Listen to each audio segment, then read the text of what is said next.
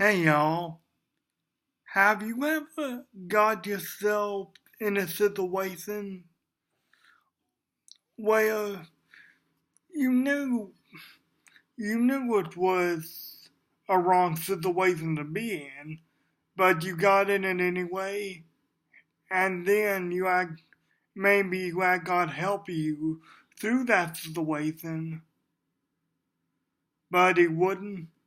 There had to be consequences for that. There had to be a yes and the end. Now, let me preface this by saying I'm only talking about people that have gotten themselves into situations through their own means. I'm not talking about people that are in situations through no fault of their own. Maybe got into bad situations through no fault of their own. I will say a word to them at the end, but for now I'm only talking about people who've gotten themselves into wrong or bad situations. Turn with me to second Turn with me to 2 Samuel 12:14. Again, it's 2 Samuel 12:14. A little context. David said with Bathsheba, the wife of Uriah the Hittite. He tried to cover it up. But as with all cover-ups, insert Area 51 joke here, as with all cover-ups, it eventually will come to light. So we pick up in verse 14, Nathan confronts David. Well, I should say that before this confrontation, really, and before Nathan's judgment, David apologizes. And I don't think in this apology just born out of that he got caught. I think he was confronted by Nathan, he was confronted with the sin, and he apologized. He apologized for it. But you have to look at what Nathan says in verse 14, because unfortunately, sometimes it's not that easy to just say, I'm sorry and move on. So verse 14, Nathan replied, the Lord has taken away your sin, so the Lord will forgive you. That's an important thing to remember. If you got yourself into wrong situation and you ask for forgiveness, the Lord will forgive you. The Lord won't hold that against you. If you're genuinely apologetic and genuinely sorry, the Lord will forgive you. Nathan replied, the Lord has taken away your sin. You are not going to die. But here come the consequences here that always have to come after wrongdoing. But because by doing this, you have shown utter contempt for the Lord, the son born to you will die. The son of Bathsheba and David, the out of wedlock son, out of morality son, God will take him. But God's not punishing the son. God's punishing David and, well, more David than Bathsheba for his wrongdoing. So your wrongdoing can affect several other people as well. I mean, we see it's affecting Bathsheba. It's affecting a son. It Sword's fire affected Uriah because David had Uriah murdered. David had Uriah go to the front yard and the other men step back, and David had Uriah murdered like that. But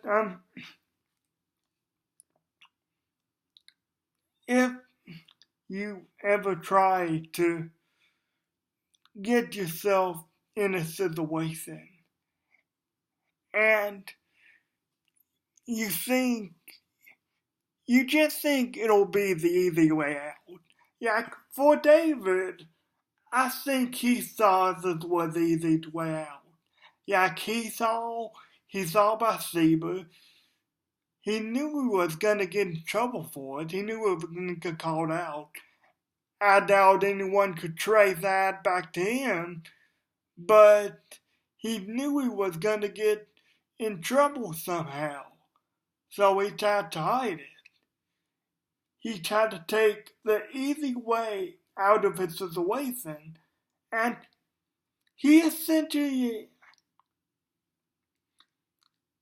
not in so many words, but he essentially apologized to God and asked God to spare him, which he did. David said, I have sinned against the Lord. He admits his wrongdoing. He doesn't just admit it that he got caught. This is genuine here. He admits his wrongdoing. He had God help him.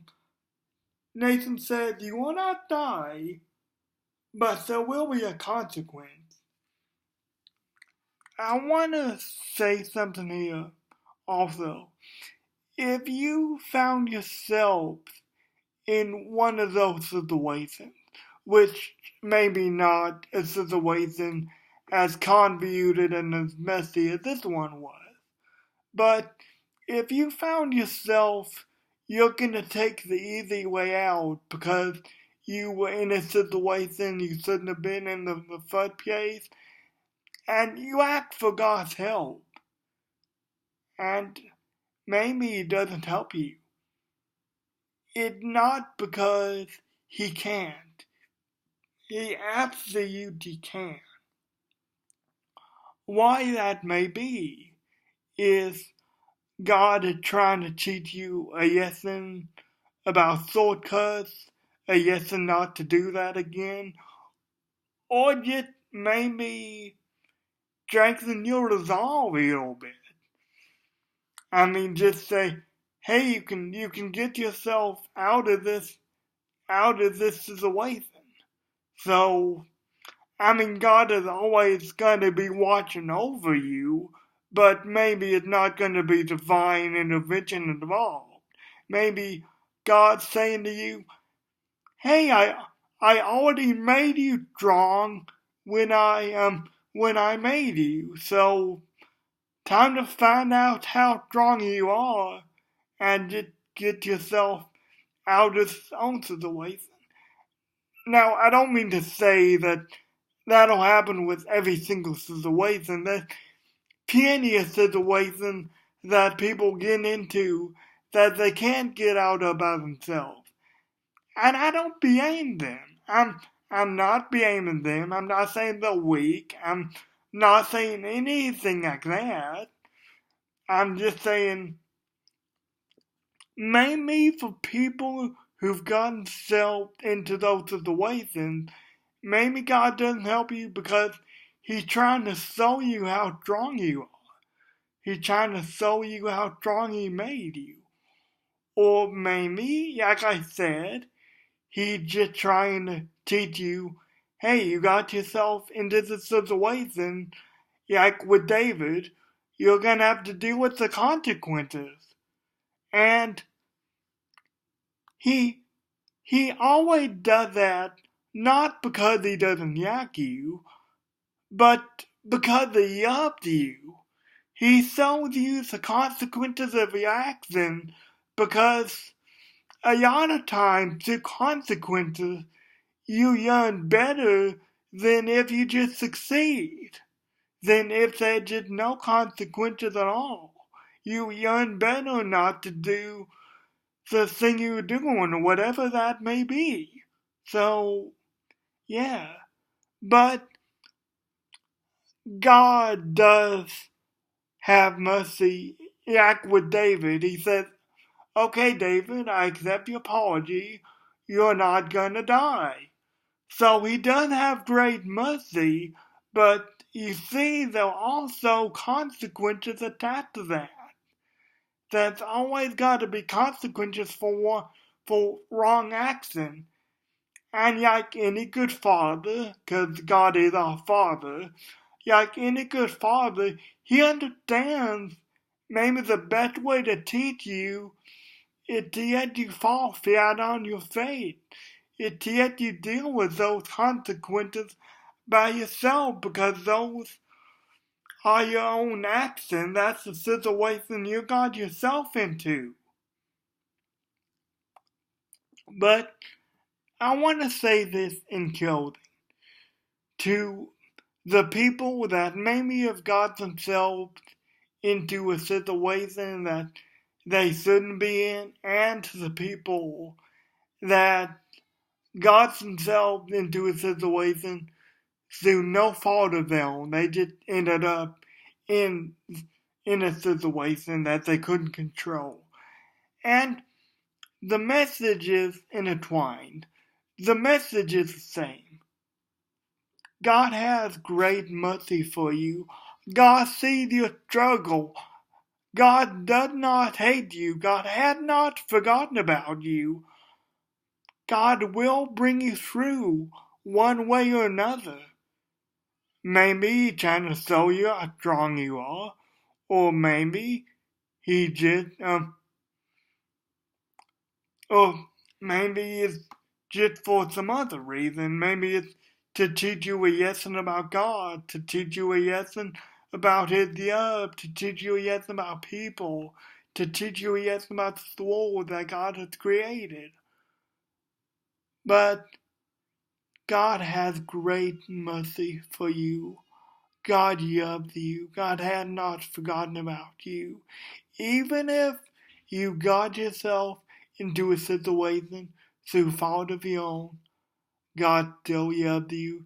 You come back, you apologize to Him like David did, or say, okay, I accept your apology. There may be some consequences, but if you come back to God out of a genuine and sincere heart, God will accept you back. God won't hold a grudge against you for your actions. God always remembers your struggle and is always watching out for you, even when it seems like He's a million miles away. He's right there cheering you on. Guys, I love you. I'm praying for you. And I'll see you next week. God bless you.